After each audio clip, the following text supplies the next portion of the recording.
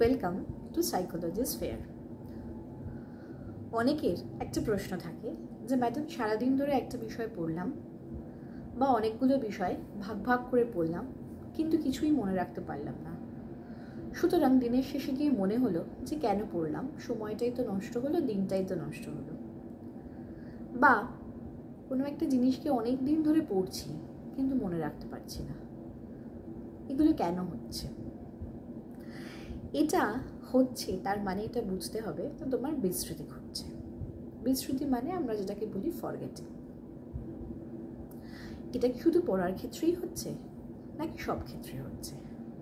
Generally যেটা হয় সেটা হচ্ছে আমাদের মূলত পড়ার ক্ষেত্রেই বা কাজের ক্ষেত্রে, যেখানে আমাদের খুব প্রেশার থাকছে, সেটা ওয়ার্ক প্রেশার হতে পারে, সেটা এডুকেশন প্রেশার হতে পারে, সেখানেই আমাদের কিন্তু এই বিস্মৃতির চান্সটা বেশি থাকে বা ফরগেটিংয়ের চান্সটা বেশি থাকছে। তো এটা কেন হচ্ছে? প্রথম যে কারণটা এটার জন্য দায়ী সেটা হচ্ছে শিখনের অভাব।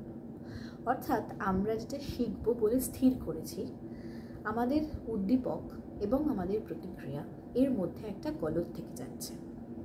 আমরা সঠিকভাবে জিনিসটাকে লার্ন করতে পারছি না। যদি সঠিকভাবে কোনো একটা জিনিসকে লার্ন করতে না পারি, তাহলে সেই জিনিসটা কিন্তু অটোমেটিক্যালি আমাদের স্মৃতিতে যাবেই না। কারণ আমাদের মনে রাখার জন্য যেই জিনিসটা অবধি আমার ইনফরমেশনটা পৌঁছতে হয় সেটাকে বলা হয় এলটিএম বা দীর্ঘস্থায়ী স্মৃতি। তো দীর্ঘস্থায়ী স্মৃতি অবধি একটা ইনফরমেশন যখন আমার পৌঁছতে হবে বা পৌঁছবে, তখন তাকে আমার কি করতে হবে? বারবার করে লার্ন করতে হবে, এবং লার্ন করলে পরে সেটা এসটিএমে যাবে। এসটিএম থেকে যখন আমার জিনিসটা লার্ন হবে বা এনকোড হবে, তখন সেটা কিন্তু আমার যাবে হচ্ছে এলটিএমে। সুতরাং এলটিএম অবধি পৌঁছতে গেলে আমার লার্নিংটাকে স্ট্রেনথেন রাখতে হবে। লার্নিং যদি উইকেন্ড হয়ে যায়, তাহলে কিন্তু ইনফরমেশন এলটিএম অবধি পৌঁছতে পারবে না। আরেকটা কি হয় যে লার্নিংটাকে আমি করলাম, চেষ্টা করলাম, বাট আমি প্রপার এনকোড করলাম না। এই এনকোড বিষয়টা অনেকের কাছে নতুন লাগতে পারে। সেটা কীরকম একটু বলে দিই। আমরা যখন প্রথম আমাদের নাম লিখতে শিখেছিলাম বা নাম বলতে শিখেছিলাম, আমার নাম স্মিতা, তো আমি যখন এটা বলছি আমার নাম ইকুয়ালস টু স্মিতা, আমার নামের সাথে আমার বাড়ির অ্যাড্রেস কিন্তু গুলিয়ে ফেলছি না। আমার নামটা আমার নাম, অর্থাৎ আমার নাম ইকুয়ালস টু স্মিতা, এটা আমার কাছে প্রথম যখন শিখেছিলাম তখন হচ্ছে এনকোডিং। আর এই যে আমি এখন বারবার করে বলছি যে আমার নাম স্মিতা, আমার নাম স্মিতা, এটা আমি রিহার্স করছি। তো যখন কোনো একটা ইনফরমেশনকে আমি এনকোড করছি, তখন সেই এনকোডিংটা যদি প্রপারলি না হয়, তাহলে কিন্তু সেক্ষেত্রে আমাদের ফরগেটিংয়ে একটা প্রবলেম আসবে, মানে ফরগেটিংই হবে। লার্নিংয়ে একটা প্রবলেম আসবে, ফরগেটিংই হবে। তো এনকোডিং ফেলিয়ার, সঠিকভাবে যদি আমি এনকোড করতে না পারি, তাহলে এনকোড ফেল করছে। এনকোড ফেল করলে আমার বিস্মৃতি অনিবার্য। নেক্সট হচ্ছে উল্টো দিকে আরেকটা বিষয় হয়, সেটা হচ্ছে রিট্রিভাল। রিট্রিভালটা কীরকম বিষয় বলে দিচ্ছি। এই যে বললাম এলটিএম অবধি আমার ইনফরমেশন গিয়ে পৌঁছলো। এলটিএমটাকে আমরা বলি পার্মানেন্ট মেমোরি। এখান থেকে জেনারেলি কোনো ইনফরমেশন কিন্তু খুব একটা ডিলিট হয় না। কিন্তু যদি ইনফরমেশানকে আমি দীর্ঘদিন চর্চা না করি, তাহলে সেক্ষেত্রে ডিলিট হয়। কারণ যে কোনো ফার্নিচারকে যদি আমরা ইউজ না করি, তাহলে সেটা ধুলো পড়ে নোংরা হয়ে যায় এবং সেটা ডিসকালার হয়ে যায়। আমাদের এক্স্যাক্টলি স্মৃতিতে এরকম কিছু থাকে যেগুলোর উপর ধুলো পড়ে, তো সেই ইনফরমেশনগুলো আমাদের ডিসকালার হয়ে যায়। তো যখন আমাদের সেই ইনফরমেশনগুলো ডিসকালার হয়ে যাচ্ছে এবং যখন আমি সেটাকে আর পুনরাতে মনে করতে পারছি না, তখন সেখানে একটা ফেলিয়ার হচ্ছে, সেটাকে বলা হচ্ছে রিট্রিভাল ফেলিয়ার। রিট্রিভাল ফেলিয়ারটা কি? যেখানে আমি এলটিএম থেকে ইনফরমেশনকে আর বার করতে পারছি না, ওটা ওখানেই ডিলিট হয়ে গেছে। অর্থাৎ এলটিএমে থেকেই ওই ইনফরমেশনটা ধুলো জমে পড়েছে, সেই ধুলো পরিষ্কার করতে গেলে আমাকে নতুন আবার এসটিএম থেকে ইনফরমেশন নিয়ে যেতে হবে। তো এটা হচ্ছে আমাদের রিট্রিভাল ফেলিয়ার। ঠিক আছে, এই মূলত তিনটে কারণ আমাদের থাকে। এছাড়াও আরও কিছু রয়েছে। যদি দুটো বিষয়কে আমি পরপর পড়ে ফেলি, কোনো গ্যাপ না দিই, মানে যেটাকে আমাদের অনেক সময় বলি রেট্রোঅ্যাক্টিভ ইনহিবিশন, প্রোঅ্যাক্টিভ ইনহিবিশন। দুটো বিষয়কে আমি পরপর পড়ছি, কোনো কোনো সময় দেখা যায় সামনের বিষয়টা পেছনের বিষয়টাকে ভুলিয়ে দিচ্ছে।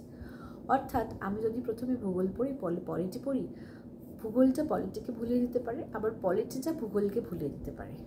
এই ধরনের ইনোভেশনকে বলা হচ্ছে রেট্রোঅ্যাক্টিভ এবং প্রোঅ্যাক্টিভ ইনোভেশন।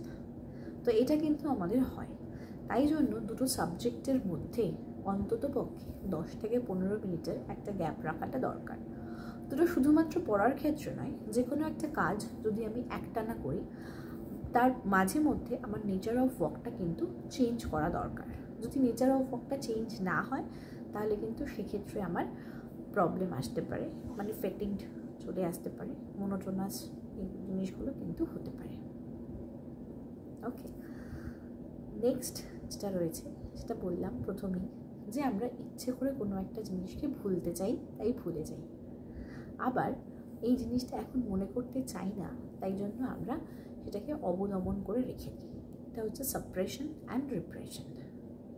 তো এরকম কিছু কারণ, যেই ইনফরমেশনগুলো আমার কাছে এখন এই মুহূর্তে লেস ইম্পর্ট্যান্ট, সেই ইনফরমেশনগুলো কিন্তু আমার আর মনে রাখার দরকার নেই, তাই আমি সেটাকে ভুলে যাচ্ছি। মানে ও বললো ঠিক আছে, এখন তো আমার কাছে দরকার নেই, তো ভুলে গেলাম।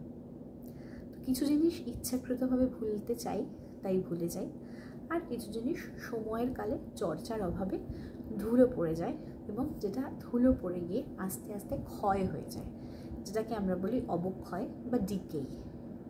তো যখন ডিকে হয়ে যায় তখন কিন্তু সেগুলোকে আমরা ভুলে যাই। এছাড়াও আরও কিছু অন্যান্য কারণ থাকে, যেমন হচ্ছে ধরো বাচ্চাদের ক্ষেত্রে এটা বেশি করে হয় অল্টার্ড এনভায়রনমেন্ট। মানে তুমি বাচ্চাকে বাড়ি থেকে ভালো করে কবিতা আবৃত্তি সব মুখস্থ করিয়ে স্কুলে গেল, তখন স্কুলে টিচাররা বলছে ও তো কিছুই বলতে পারছে না। মানে কি, বাড়িতে ভালো করে বলতে পারছে কারণ এনভায়রনমেন্টটা ওর কাছে সিমিলার এবং ফ্যামিলিয়ার, এবং যখন স্কুলে যাচ্ছে তখন টিচারের একটা ভয় এবং বন্ধুদের একটা হাসাহাসি, তো সেক্ষেত্রে তার মনে হচ্ছে যে সে ঠিক করে আউটপুট দিতে পারবে না, তাই জন্য সে চুপ করে গেছে। এটা হচ্ছে পরিবর্তিত পরিবেশ। এবং আমাদের বড়দের মধ্যেও এটা থাকে, যার যেই জায়গায় পড়ে অভ্যস্ত তার সেই জায়গাতেই পড়াটা ভালো হয়। অন্য একটু জায়গা বদল হলে তাদের পড়াতে কিন্তু একটু সমস্যা হয়। তো সেটা হচ্ছে অল্টার্ড এনভায়রনমেন্ট। এছাড়া ড্রাগ, এক্সেসিভ যদি কেউ ড্রাগ নেয় তাহলে সেক্ষেত্রে আমাদের ব্রেন টিস্যুসগুলো বা ব্রেনের যে নিউরো ট্রান্সমিটার্স রয়েছে সেটা কোথাও একটা নষ্ট হয়ে যেতে পারে, বা সেটা ঠিকঠাকভাবে কাজ করে না, ইমব্যালেন্স তৈরি হয়, যার ফলে কিন্তু আমরা ভুলে যাই। এছাড়াও যদি আমরা পর্যাপ্ত পরিমাণে না ঘুমোই, অর্থাৎ যেটা বলে যে প্রাপ্তবয়স্ক মানুষের 6 থেকে 8 ঘন্টা ঘুমানো উচিত, তো সেটা যদি আমরা না করি তাহলে কিন্তু আমরা ইনফরমেশনগুলোকে সঠিকভাবে সাজাতে পারবো না এবং মনেও রাখতে পারবো না, এবং যার ফলে আমরা ভুলে যাচ্ছি। তো এই কতগুলো কারণ রয়েছে ভুলে যাওয়ার জন্য।